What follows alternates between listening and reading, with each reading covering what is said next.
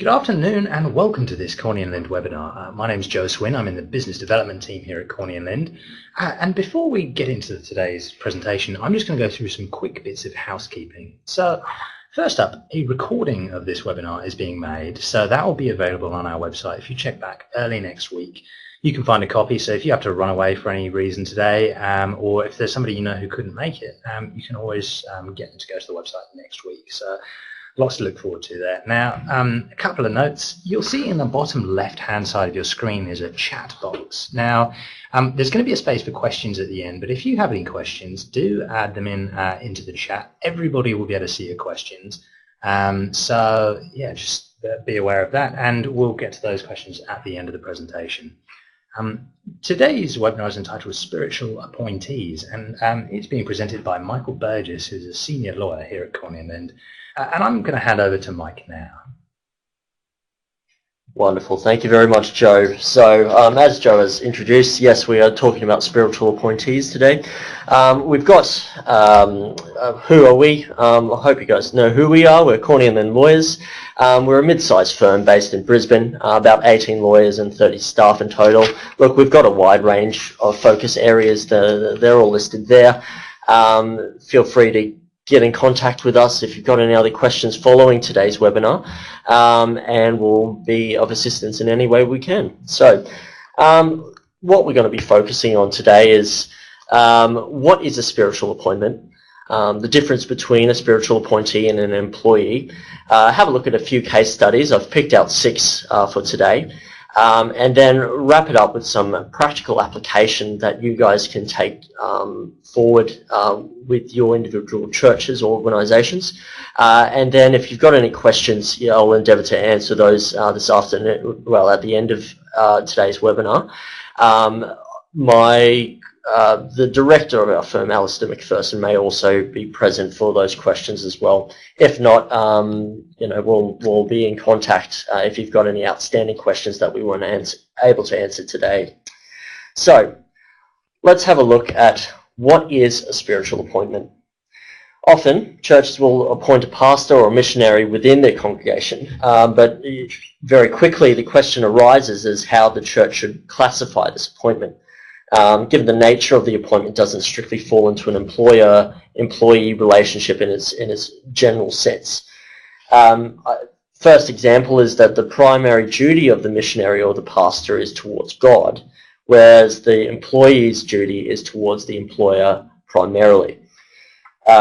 So spiritual appointees are neither employees, but nor are they volunteers. They are more appointed persons who, whilst carrying out their duties in their spiritual office, receive a form of remuneration or other financial benefit. In the Fair Work Act, there's no actually clear definition of what even an employee is. Instead, it must be considered on a case-by-case basis whether an individual is working under some kind of employment contract. In every employer-employee relationship, there must be an intention to create what's called legal relations. That is, the parties intend the relationship to be legally binding. If no such intention exists, there will be no contract of employment or employment relationship. In numerous previous decisions involving religious organisations, this lack of intention to create legal relations has been recognised as an appointment of preeminently spiritual character. Now, you'll hear that a lot throughout today's webinar. Hence where we get the loose term spiritual appointment. And it's not an employment relationship. A spiritual appointment gives the spiritual appointer, so in this case, Queensland Baptist Church, far more flexibility in managing the relationship of the appointment, and generally the church will have some sort of relief from its usual legal obligations that it would ordinarily owe to an employee, I should say. So let's have a look at some of the differences between a spiritual appointee and an employee. We've prepared basically a summary of some of the key differences between the relationships. The number one is the nature of the relationship.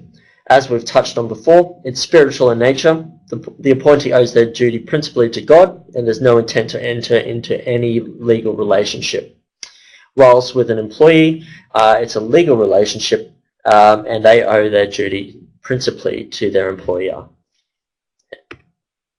Superannuation. Look, for a spiritual appointment, there's no actual obligation to pay this. If it is paid, however, there should be some careful wording, and we will talk about some of the wording that you could use at the end at the practical applications. But generally, superannuation, there's no obligation to pay this. So superannuation could be paid at the discretion of the church, or otherwise it could be considered as a personal contribution by the spiritual appointee, not as an employer contribution by the church. Conversely, of course, we've got the employee, which, you know, they're required by legislation to be paid superannuation, currently at 9.5% per annum. Government-funded parental leave. Generally, parental leave applies to employees, but not volunteers. However, here we've got a bit of a different relationship where spiritual appointees are neither employees nor volunteers, but again, carrying out their duties in a spiritual office and receive a form of remuneration or other financial benefit to, you know, maintain them and continue to allow them to carry out their spiritual duties. Therefore, we would argue that they should be eligible for a funded leave.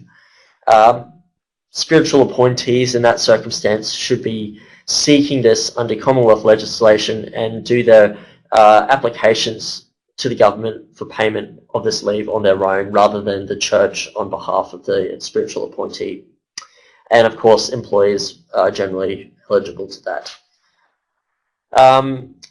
Number 4, access to legal remedies. The presumption is that the employment disputes, including, you know, unfair dismissal, annual leave, pay disputes, things like that, and other contract law disputes do not ordinarily apply to spiritual appointees because they're not employees. There's never an intention to create a legally binding agreement between the parties, and again, we'll look at a few of the cases later on which sort of sets that out. However, in this regard, the church has a bit more freedom to govern its own affairs and the disputes internally with them. Exceptions can apply, however, when you're regarding the totality of the arrangement, that the relationship is that of an employee and an employer, and not primarily of entirely religious character. So one of the cases we'll look at is Belia and Assisi Centre Incorporated about that. Of course, with employees, they have access to the Fair Work Act and the general remedies under that, and they also have some basic rights under contract law, for instance, a breach of an employment contract.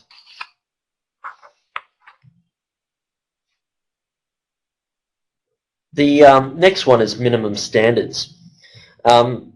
Assuming that the spiritual appointment cannot be argued to be an employment relationship, these will generally, there's the general national employment standards would not apply. And while the church thing to just be wary, of course, is while the church has freedom to define work hours and entitlements for the spiritual appointees, and appreciating the nature of church life, you know, sometimes that can be, it can take as much time as the appointee is willing to give it. There's caution basically needs to be exercised here, because the church still owes a duty of care to that spiritual appointee. And look, if that person's overworked, you know, there's potentially a liability for a personal injury claim. So, of course, it's just, you know, I would hope that churches take a considered approach with that, and you know, it's not exploiting the spiritual appointee, it's merely providing a framework which allows them to best carry out their works and best serve the community, and more importantly, serve God in those situations. Of course, with an employee relationship, much more different, I should say. The national employment standards under the Fair Work Act apply. Those can be found on the Fair Work website.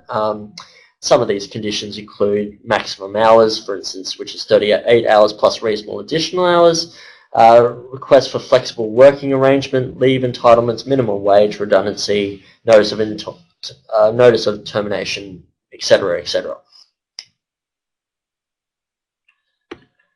Next one, long service leave. Again, generally, spiritual appointment is not a employee pursuant to the Industrial Relations Act. However, with that said, there's nothing stopping the entity from putting in place some sort of long service leave arrangement with the amount, with, I guess, the remuneration package that spiritual appointee is to receive. And I understand that Queensland Baptist does have a sort of structure where churches can register pastors to be eligible for some form of long service leave. Keeping in mind with these differences that we've got here, it's not one individual factor that necessarily define what the difference between a spiritual appointee and an employee. You'll often find with the cases that there's multiple steps which the court considers, and then based on the sort of the balance of all of those, they will make a final determination as to what the relationship is. So this isn't to say that, for instance, long service leave, just because a pastor may have long service leave doesn't mean that they are automatically considered an employee. And of course, as employees, they're generally eligible for long service leave. Exempt fringe benefits. In this case, both may be eligible, provided that they meet the Fringe Benefits Tax Assessment Act requirements. Really basic overview of that. We'll try and keep today webinar just focus on spiritual appointees, but fringe benefits tax is a whole nother area we can look at in greater detail at another stage. Spiritual appointees, or the employee, is classed as a religious practitioner. The church is a religious institution, and the benefit is provided to the spouse of the spiritual appointee or the appointee themselves. And also the benefit is not principally in respect of the duties other than the pastoral or directly related religious activities. As for insurances, WorkCover Queensland we have reached out to them in the past, and they have advised that WorkCover insurance generally will apply to spiritual appointees on the basis that the stipends are subject to pay-as-you-go.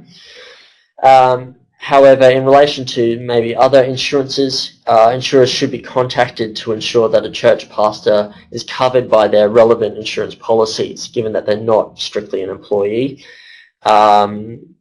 So it may be the case, and this varies from employer policy to insurance policy to insurance policy, that a group insurance may be required. As for employees, of course, WorkCover insurance will apply to employees, and as for other insurances, the employer vicariously liable for the action of their employees generally, and should be ordinarily covered under the employer's insurance policies. And final one we'll look at is the control. So as sort of said at the start, principal duty for a spiritual appointee is to God. However, and so what that means is with the agreement of the appointment, there is some sort of framework with, of course, the spiritual appointee is relating with the wishes of the church and the congregation themselves, but ultimately it's a bit more difficult for them to exert some control or give directions over them or legally enforce any breaches there. There may be some more practical, such as internal reviews for discipline, or, for instance, the termination of a spiritual appointment as required. Of course, in an employee relationship, the employee owes its principal duty to the employer, and in this regard, the employer legally has a higher degree of control over the employee, provided, of course, that the directions are lawful and the reasonable management, and that there's reasonable management directions there. So, as you can see, there are quite a few differences there. So, of course, caution needs to be exercised on how the church consistently treats the appointment. as the courts, as you'll find, apply a case-by-case determination as to whether an appointment is spiritual in nature or whether there's an intention to create legal relations and it in fact be a employment relationship. So let's have a look at a few of these cases. So today we'll be focusing on 6 cases. First one being Rogers and Booth, Teen Ranch Proprietary Limited in Brown, Knowles and the Anglican Property Trust, Diocese of Bathurst, Homogeneous and the Greek Orthodox Community of South Australia Incorporated, Belia and Assisi Centre Incorporated, and Stephen Threadgill versus the incorporation of this synod of the Diocese of Brisbane. Alright, so first one, Rogers and Booth. It's an old English case dating back into 1937. English case of appeal decision. In this one, there was a member of the Salvation Army who sought work under the relevant relevant workers' compensation legislation of the time.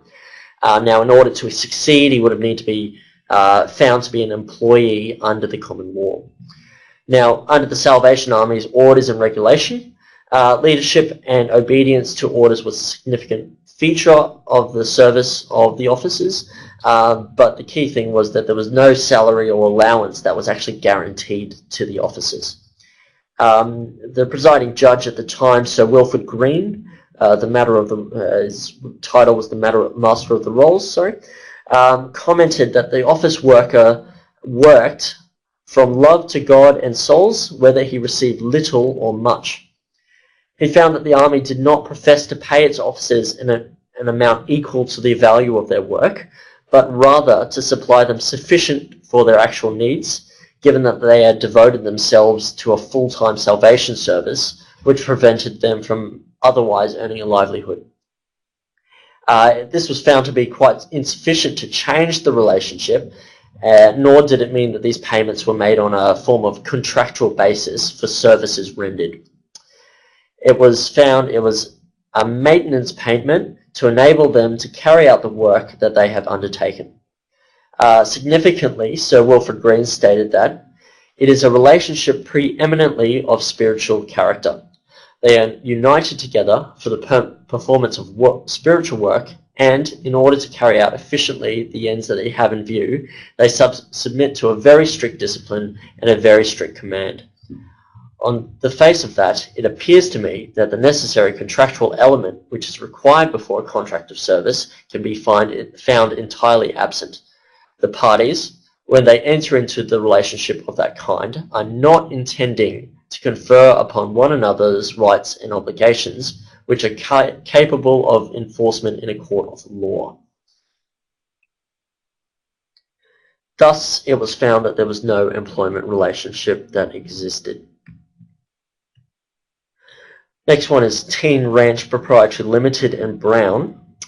This was a Supreme Court of New South Wales Court of Appeal case.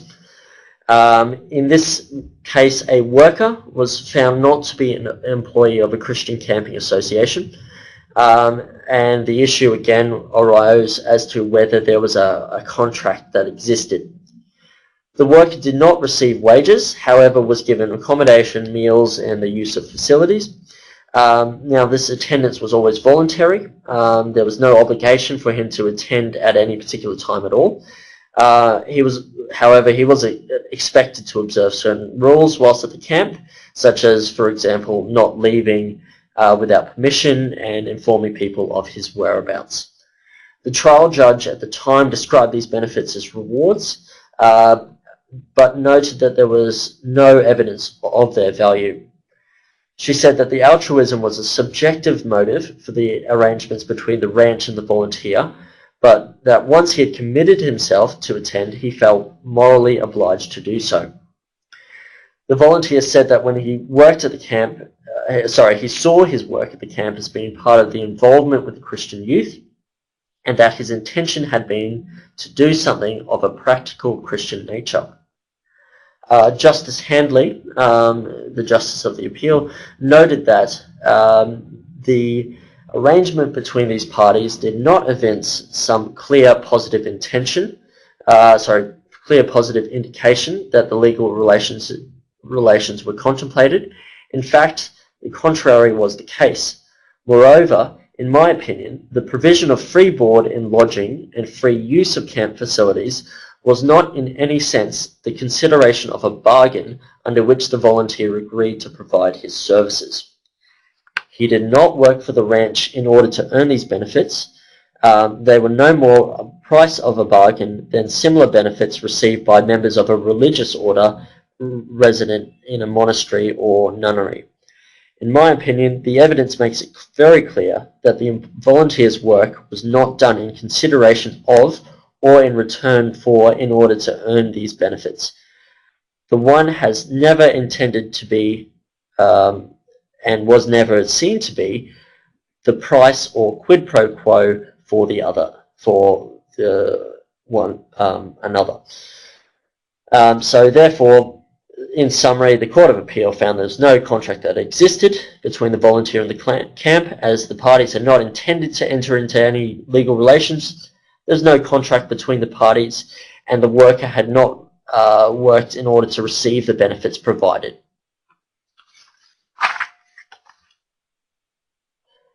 The next one is Knowles and the Anglican Property Trust, Diocese of Bathurst. This one is 1999, a decision that occurred in the New South Wales Industrial Commission.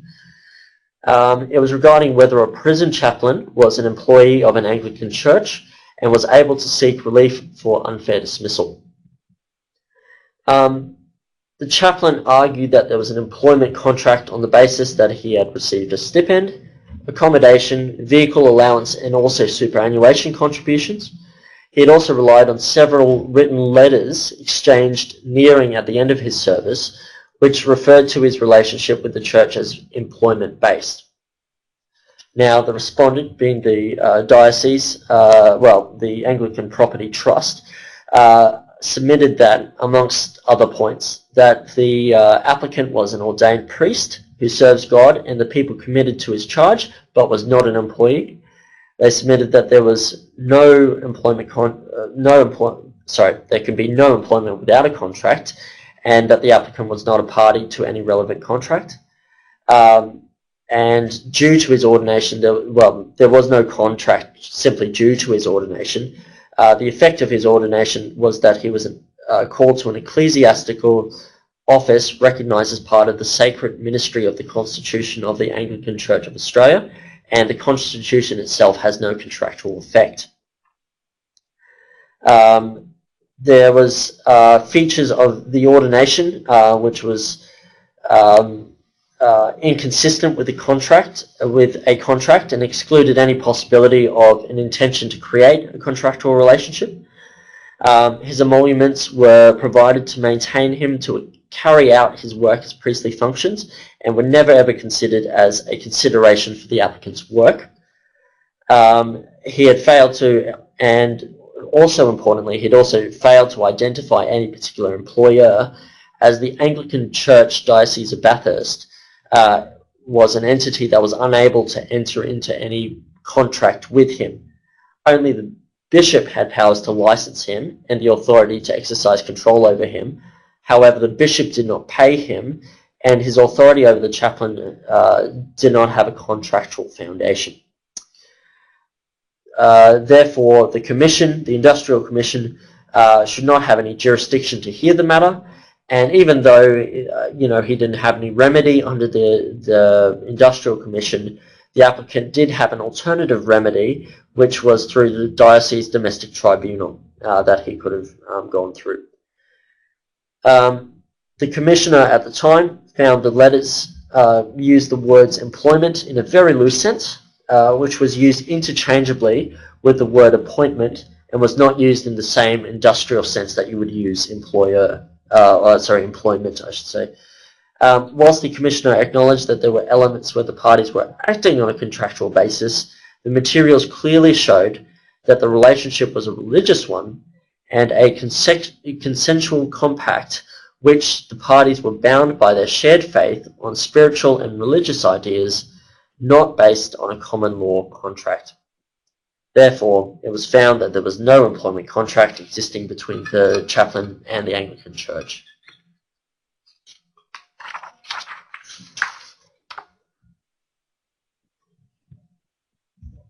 So, the next one is a bit of a different one. It's Hermogenes and the Greek Orthodox Community of South Australia Incorporated. Now, this was a High Court decision in relation to ministers of religion.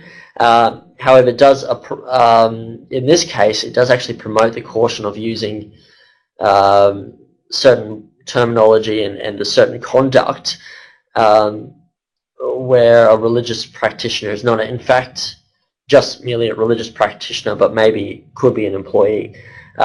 In this case, the court held that it should not be presumed that a minister of religion and an employee does not have relevant intention to create legal relations.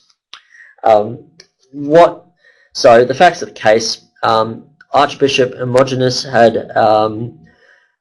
made a claim for outstanding long service leave and annual leave between the commencement with the South Australian community from the 18th of March 1970 until his resignation in December 1993. So that's some 23 years.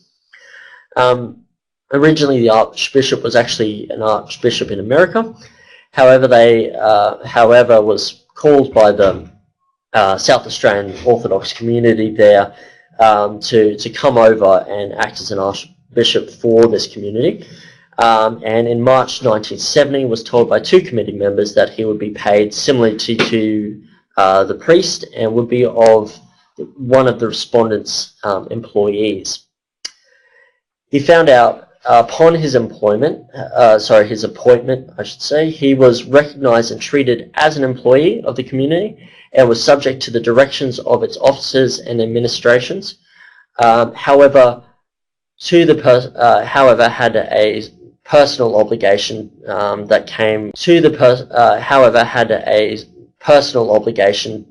that came with his consecration and priestly nature of his employment. It was noted that the South Australian community was not, in fact, a church. It was a body that fosters Greek culture and fostered the practice of the Greek Orthodox faith in South Australia. However, that didn't restrict the involvement in its affairs to adherent to the Greek Orthodox faith. The South Australian community would organise cultural, social and sporting events and was involved in the lives of their members and also participate in Hellenic social and cultural activities, whether or not their members were religiously observant.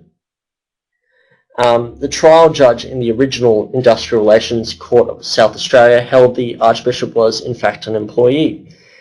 This went through a series of appeals until it was ruled by the Supreme Court that there was actually no intention to create legal relations. This was finally appealed in the High Court of Australia, and in that appeal, which is the one we're focusing now, the majority of the High Court expressed the concern that there was that the Supreme Court had applied a presumption that because he's a spiritual appointee, that automatically, because it's spiritual in nature, that doesn't automatically detract from the onus of proof that where a party is seeking to demonstrate a legally binding contract, the onus is on the party to prove such a legally binding contract exists. The High Court concluded the Supreme Court had in fact erred in holding that there was no intention to create legal contractual relations between the parties, and the Supreme Court had also erred in holding the industrial magistrate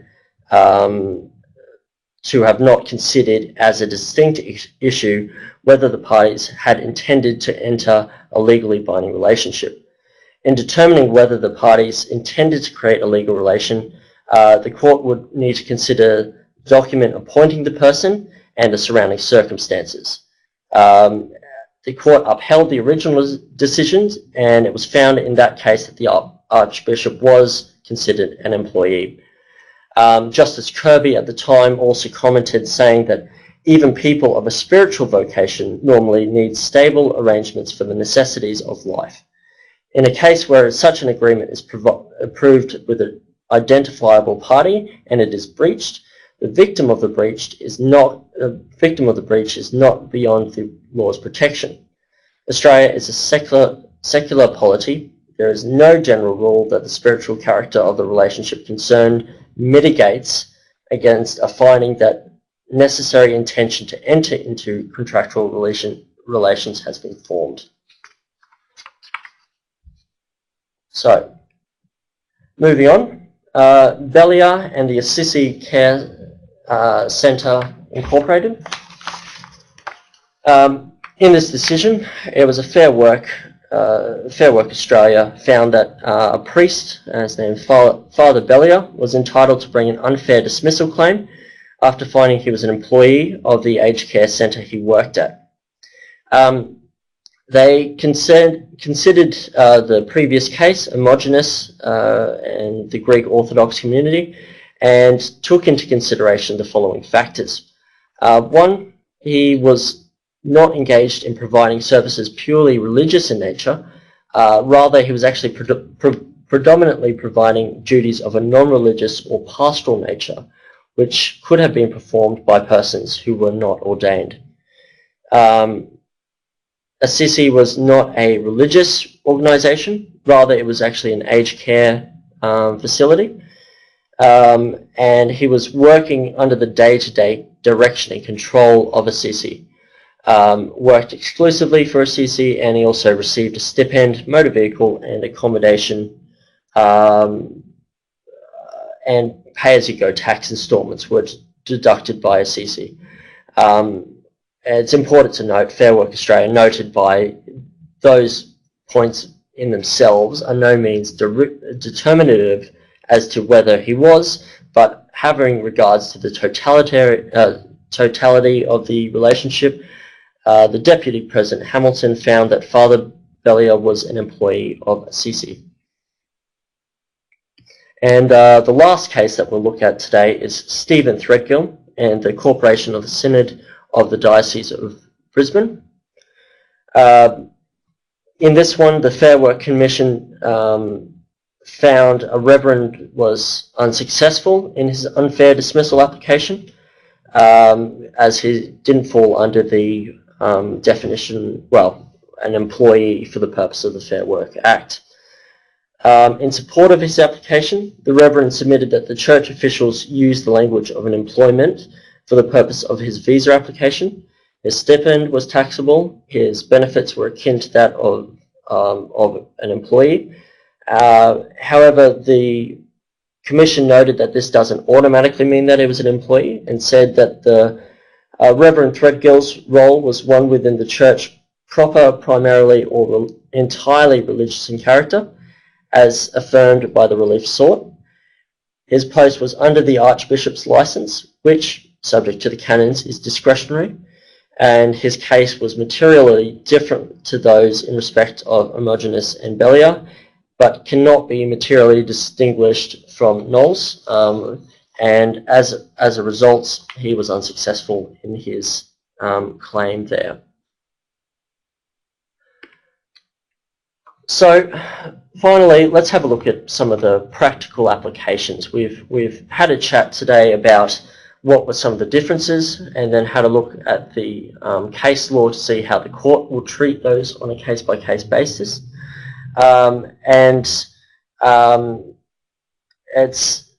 It's important. I like this quote here. It's a Fair Work Ombudsman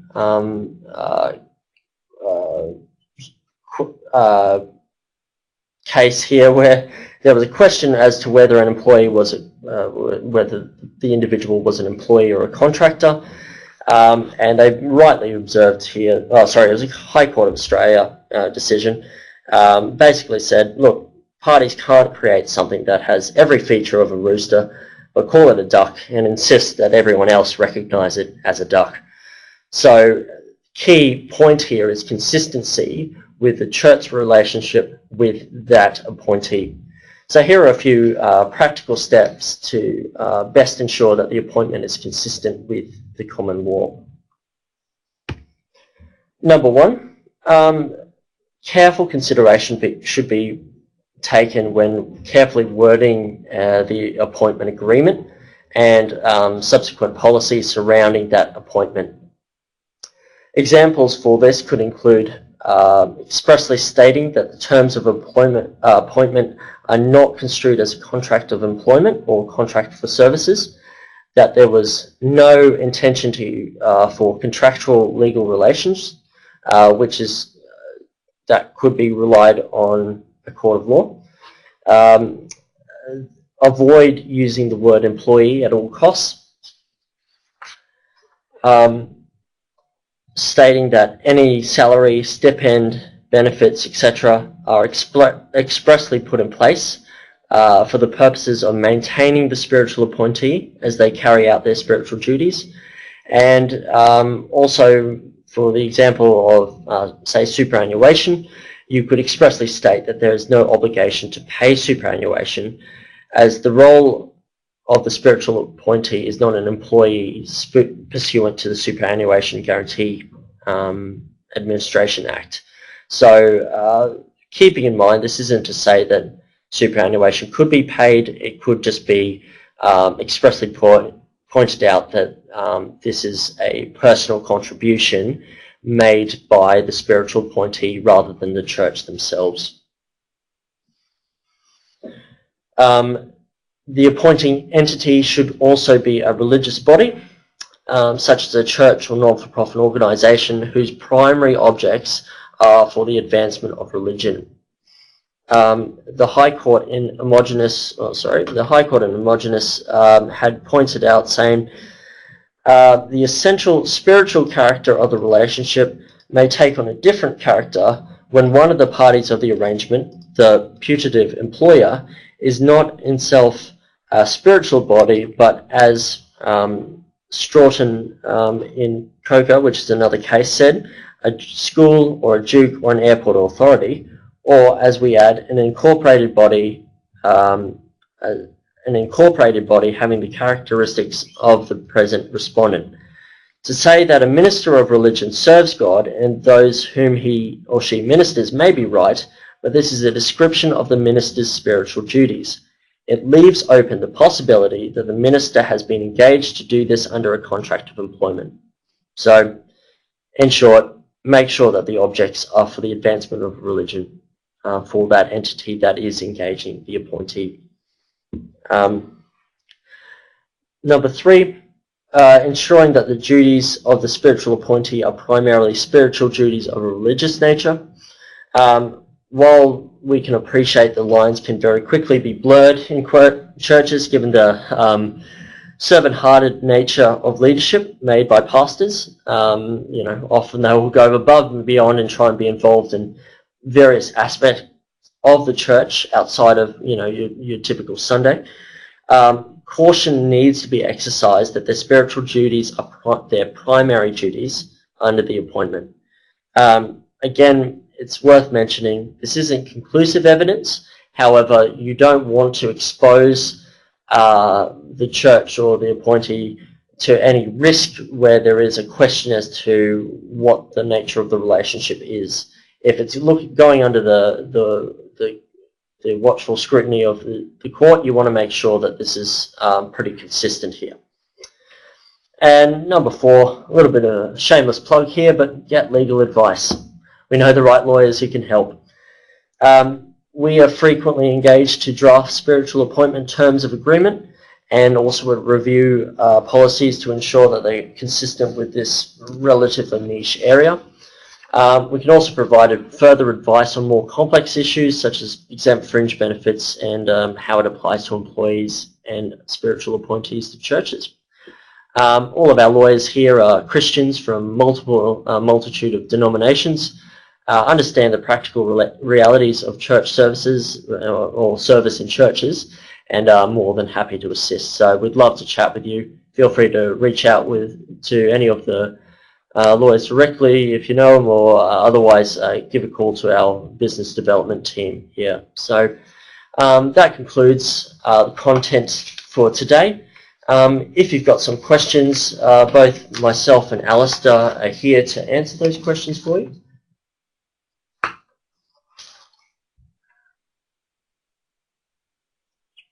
Yeah, sure. So the first question here is in relation to the Chin Challenge case. What jurisdiction was that in? And was the person deemed to be a spiritual appointee because they were not an employee, or merely that no employment relationship existed? It was more, in that case in particular, it was more found that there was no employment contract that existed. Really just to go over that again, that particular person was merely found to be a volunteer, and there was no actual formal contract in place. It was more an agreement that, look, I'll pitch in, I'll help out at the camp as long as I receive, well, not even as long as, they just gave him, you know, food and accommodation so he could continue volunteering there. That was more, you know, a personal obligation from him rather than, you know, necessarily a spiritual more than it being expressly that he was an employee. That was a New South Wales Court of Appeal case. Yeah. Any other questions? So we're going to give a short while for more questions to come in. Just wanted to bring your attention to the next webinar while any more questions are being typed up. It's on the 6th of December on domestic violence within the church. All right, so the next question is, does this mean that the pastor has fewer external or legal remedies and must rely on the goodwill of the church? Yeah, I'm happy to answer that question, Alistair McPherson here. Look, it does mean that the remedies that the pastor would have are fewer. So obviously, if the pastor is not an employee, it means that they can't bring an action before the Fair Work Commission or any other employment-related tribunal, nor could they bring an action for breach of contract if it was a breach of the employment contract. So they don't have those avenues, but they do still have other avenues such as the tortious remedies that would apply. For example, breach of a duty of care. WorkCover has indicated that they will still provide coverage for spiritual appointees. And then they would have other rights that might flow through the constitution of the church or through the any particular arrangements that might be in place with the denominational body. And so there's those types of provisions that would still come into play for them, but in relation to an employment dispute, those would not be available. There's another question that's come in. What impact would a spiritual appointment have on the submission of group certificates or work cover? Look, it's not really going to have any impact on either of those.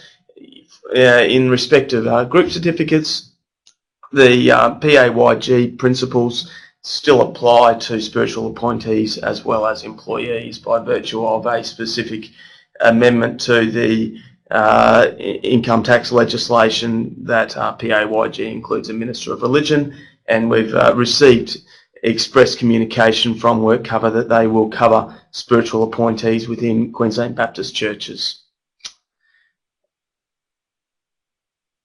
There's another question. How would a financial institution understand a spiritual appointment in the case of a pastor who goes for a loan? That's an excellent question. You will probably need to explain to the financial institution that this is a particular type of engagement. Having said that, though, it's a type of engagement that many denominations do, such as the Catholic Church and the Anglican Church as well. So it's certainly available there, but you would need to explain that. But then again, you need to explain exempt fringe benefits to banks as well. You'll need to explain to them how exempt fringe benefits are taken into account and are grossed up. And I just got a very important message from Philip McCallum. The best way to avoid that problem is simply to go to Baplink. So that's a plug for Baplink. But that's a very good plug for Baplink. Of course, they will understand this very well. Final question I'm seeing is, what about Centrelink benefits? Look, it's not going to have any impact either in relation to Centrelink benefits, because it's still going to be income as PAYG, and as well it's still going to be valuable consideration in relation to social security provisions, and so it's going to be taken into account under both those pieces of legislation by Centrelink. And so on our website we've got a paper around exempt fringe benefits, and in that paper we talk about the treatment of exempt fringe benefits for both income tax and Centrelink purposes. Fantastic. We're going to give 20 seconds to any more questions, and then we're going to wrap up the afternoon. So just a few more seconds for any last questions come through.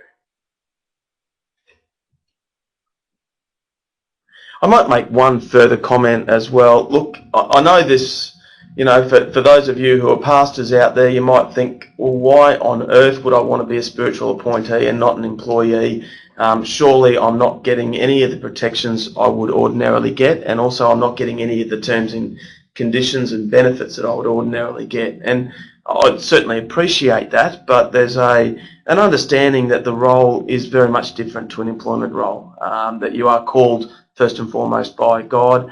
But just because of that doesn't mean that the church should still not provide adequate remuneration and find ways in which to still provide the same benefits that you would get as an employee, albeit within the context of a spiritual appointment relationship. And certainly that would be the approach that QB and Phil McCallum is seeking to develop in all of this.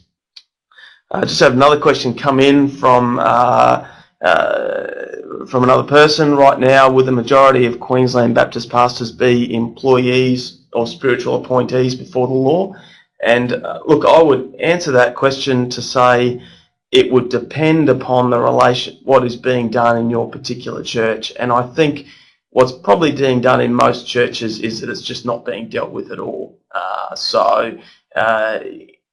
In many churches you might call it a call, and you might simply have a call document, and the church calls in accordance with the Constitution, and all of that is probably consistent with it being a spiritual appointment. But having said that, I suspect that in other churches they've gone off and done up employment contracts that they've obtained from people within other industries and are using that, and therefore if you're using that, then you're very much an employment relationship, and it'll be very difficult to call it if not impossible, to try and call it a spiritual appointment. There's a final question: do you provide a spiritual appointment contract to look at or use? And the answer to that would be to go to Phil McCallum in the first instance. He's working on a template for that, and so he would be able to assist you by providing something along that form. Hopefully I haven't verbaled Phil out there on that, but contact him in the first instance. Fantastic. Well, we're going to wrap today's webinar up. Thank you so much to Alistair and Michael for running through that. And yeah, the recording of today's webinar will be made available early next week on our website, so you check back for that. Yeah, thank you so much for taking the time out of your day. Thanks for joining us, and have a great afternoon.